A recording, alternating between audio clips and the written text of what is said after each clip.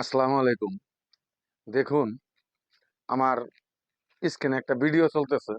এই বিষয় নিয়ে আমি আরেকটা ভিডিও দিয়েছিলাম। মনে মনে ভাবছিলাম যে এই বিষয় নিয়ে আর কোনো কথা বলবো না আমরা।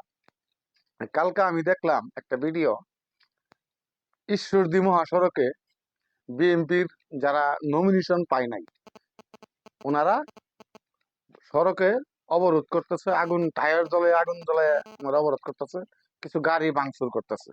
তো আমি আজকে এই বিষয় নিয়ে আপনাদের সাথে দুটি কথা বলবো।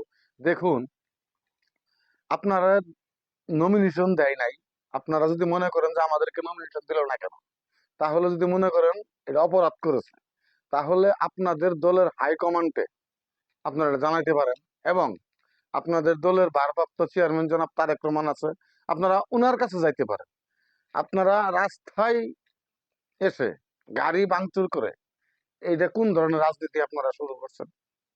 দেখুন, এই রাজনীতি জনগণের জন্য, আমরা জানি জনগণের জন্য যারা রাজনীতি করে এরা জনগণের জন্য করে। আপনারা তো জনগণের ক্ষতি করতেছেন, রাজনীতি করতেছেন না। দেখুন, আপনার দেড় দলের ভারপ্রাপ্ত চেয়ারম্যান উনি যাকে পছন্দ করছে তাকে নমিনেশন দিচ্ছে।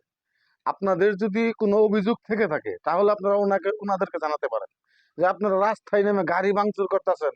এমনও লোক আছে, একটা গাড়ি ওর সঞ্চয়, একটা গাড়ি ওর অবলম্বন, ওই একটা গাড়ির ইনকাম দিয়ে ওই লোকটার সংসার চলে। যদি রাস্তায় এই গাড়িটা আপনারা ভেঙে দেন, ভেঙে চলে দিলেন, তাহলে ওই লোকটার পরিবারটা কিভাবে চলবে? তা আপনারা এই সমস্ত কিছু বিষয় চিন্তা না করে আপনারা উৎকট কিছু রাজনীতি শুরু করে দিচ্ছেন। দেখুন, বিএনপি দলটাকে মানুষ ভালোবাসে, শহীদ রাষ্ট্রপতি জিয়াউর রহমানের আদর্শের একটা দল।